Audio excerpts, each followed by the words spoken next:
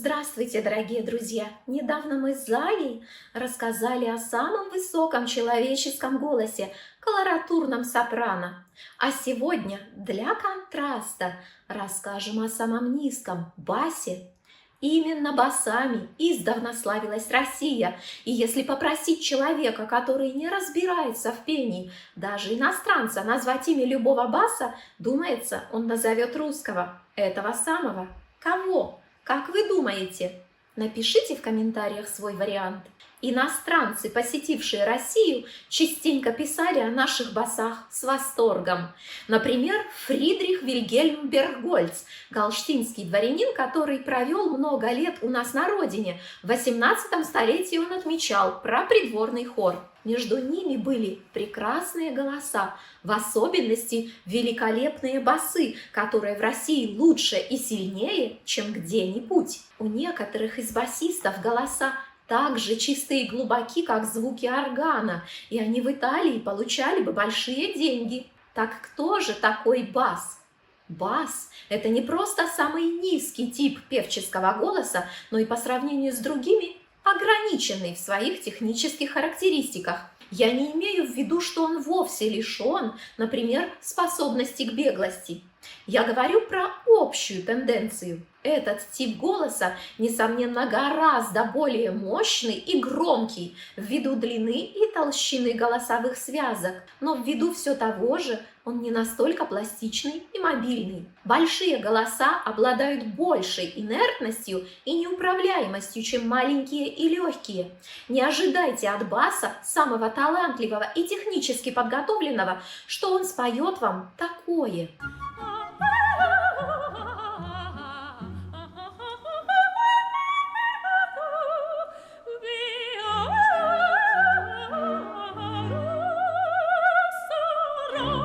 Конкретные технические параметры баса. Стандартный диапазон от фа большой октавы до фа первой октавы. Разбег переходных нот не у одного баса, а у разных подвидов от ля малой октавы до до диез первой октавы. Практически до 19 столетия басовые верха не интересовали публику. Перед басами не ставилась сложная техническая задача полноценного выхода наверх. Их партии держались преимущественно в грудном регистре, как много веков до этого. В серьезной опере серия, басы оставались на вторых и даже на третьих ролях. Возможности проявить себя у них фактически не было. Несколько иная ситуация сложилась с комической оперой Буффа, где они могли занимать центральные роли. Но и при этом наверху от них требовались не те высокие ноты, взятые полноценной формой, как сейчас, а скорее фальцетные верха, которые должны были производить комический эффект. В операх с серьезным сюжетом басы частенько употреблялись в таком же амплуа. Это, например, Асмин в «Похищении Сираля» Моцарта. Кстати, творчество этого композитора очень явственно демонстрирует постепенный новый передел сцены и трансформацию отношения композиторов к выразительным возможностям голоса. У того же Моцарта, например, бас занимает центральную и серьезную роль волшебника Зарастро в Зингшпиле «Волшебная флейта». Что ты, зайка, говоришь? Напоминаю, чтобы помочь продвижению высоких идей искусства, используйте простой и бесплатный способ. Поставьте лайк этому видео, оформите подписку или напишите комментарий прямо сейчас. Когда в 19 столетии в оперном спектакле произошло перераспределение типов голосов и, следовательно, ролей по значимости, первое место урвали себе тенора, занявшие позиции главных героев, чаще всего романтического склада. Тенорам поручили лирические партии героев-любовников, и все же басы выдвинулись чуть вперед. В комической опере они сохранили за собой позиции смешных и пародийных персонажей, врачей, тупых вояк. Это, например, доктор Бартоло в «Севильском цирюльнике» Россини. Остались басы в таком качестве и в эпической опере. Это Фарлав из оперы Руслан и Людмила Глинки. Но в целом в операх с серьезным содержанием, в операх эпических, басы заняли особую торжественную и величественную нишу. Им достались партии умудренных опытом отцов, высокопоставленных лиц, полководцев, царей, королей, как Нилаканта, индийский брамин в опере Делиба Лакме, испанский король Филипп II в опере Верди Дон Карлос или Борис Годунов в одноименной опере Мусоргского. Частенько эти персонажи довольно возрастные. Данная трактовка басов обусловлена их тембрами, солидными, плотными, символизирующими опытность и жизненный стаж. Что-то все вы, девки молодые, посмотришь, мало тут вот. На сцене в опере басы редко объясняются в любви. Это связано с тем, что любовную линию прочно заняли, как я уже сказала, тенора. Данная традиция идет из эпохи барокко, когда считалось, что в любви можно изъясняться только нежными, мягкими и высокими голосами, а низкие и плотные тембры для выражения тонких чувств слишком грубы. Редким исключением поручения басу слов любви оказывается ария Гремина в опере Евгения Онегин Чайковского. В либретто к опере Чайковский отметил, что ему 45 лет. В 21 веке это кажется не такой уж большой цифрой, но в 19 столетии эта цифра уже солидный возрастной рубеж. Любви все возрасты покорны, ее порывы благотворны. Да и потому же Чайковскому Гремин не просто князь, но генерал, что вполне соответствует традиционному басовому амплуа. Несколько иным образом обстоят дела в камерной музыке, романсовом репертуаре для басов. В плане содержания он гораздо разнообразнее, его смысловая палитра шире, чем в оперных партиях. Там есть юмор, философские раздумья, сцены природы, мрачные картины окружающей действительности. Там, конечно, есть произведения о любви. Например, романс «Красавица» Римского-Корсакова. Басовый тембр в таких сочинениях звучит очень проникновенно и трогательно. Впервые, наверное, я не согласна с вокально-эстетическими воззрениями эпохи барокко. Среди басовых романсов значительное место остается за юмором. Эта традиция берет свое начало в опере. Я, например, обнаружила цикл 5 романсов на стихи из журнала «Крокодил», написанных Дмитрием Шостаковичем. Иногда этот басовый юмор трогательный, но порой переходит в жесткий сарказм и сатиру, например, знаменитая блоха Мусоргского. И самой королеве, и правильном ее, как плох не стало, науки не стало и житья.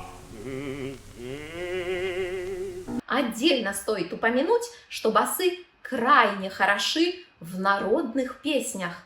И я назову экстра-классический пример – «Дубинушку», которую так любил Шаляпин.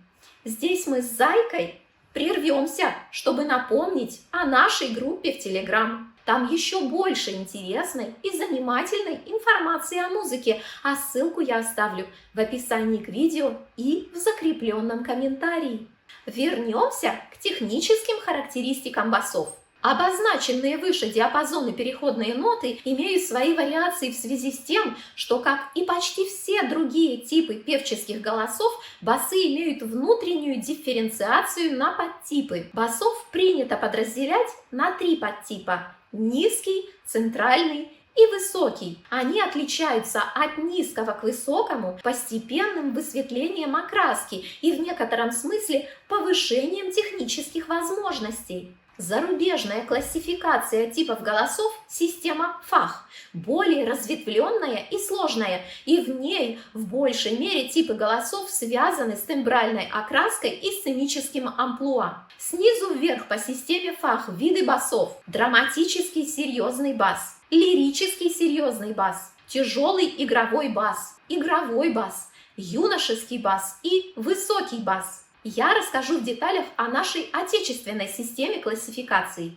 Низкие басы профунда, к сожалению, чаще всего крайне неповоротливы и, как следствие, технически негибки и невыразительны. Это те самые басы, которыми славилась Россия. Их диапазон внизу может простираться до ля контрактавы до большой октавы, а наверху, скорее всего, окончится на до ре первой октавы. Есть мнение, что в наше время настоящие профундисты почти не встречаются. По-хорошему, они хороши только в одном контексте, хотя и абсолютно незаменимы при этом – исполнении длинных ровных нот на самом низу диапазона.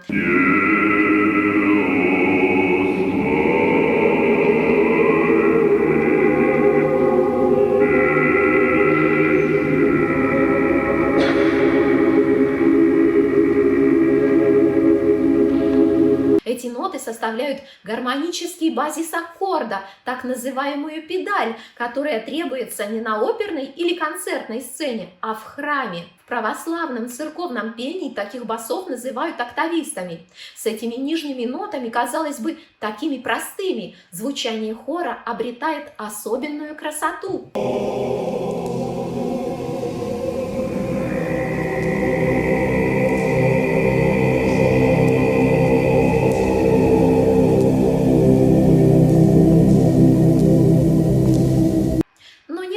Торопиться записывать в профундисты обладателей этих самых низких нот.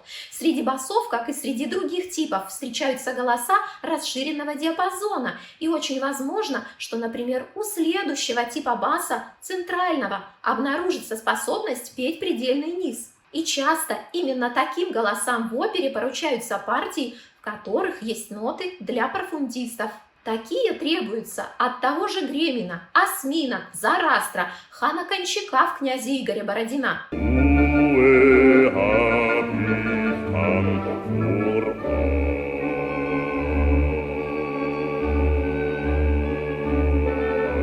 Публика очень ждет от них красиво положенных нижних фа и ре. Следующий подвид басов – центральный.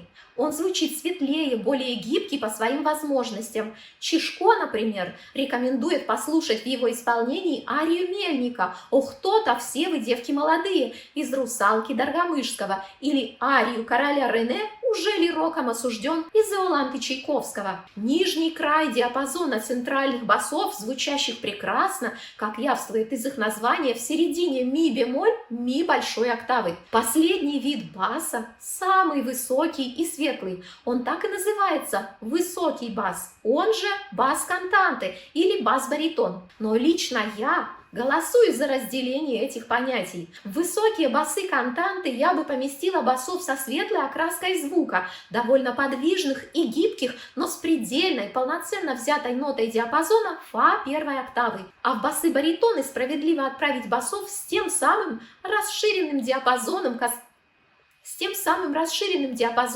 который позволяет им петь и нижние ноты баса, и баритоновые соль, ля, бемоль первой октавы.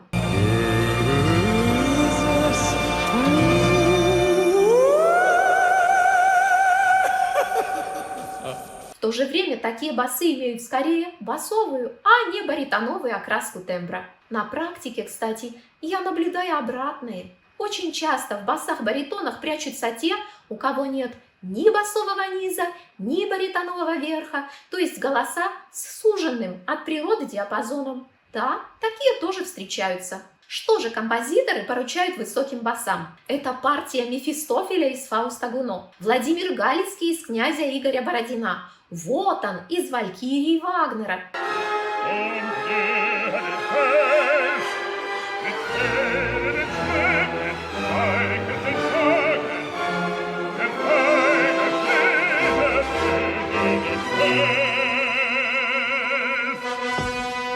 Как вы знаете, у меня есть личные пристрастия, все же основанные на очень убедительных аргументах. И в этом ключе я уже рассказала, например, про лучших теноров 20 и 21 века. Ссылки на ролики оставлю в описании к видео и в закрепленном комментарии. Конечно, у меня есть и любимые басы. Это лучший бас 18 столетия Людвиг Фишер. Его мы по понятным причинам послушать не сможем. И немецкие же басы Иван Ребров и Томас Квастхоф. Я, конечно, буду рассказывать о них и в следующих видео, потому подпишитесь на канал прямо сейчас, чтобы ничего не пропустить. А на сегодня все. Я научу вас любить вокал.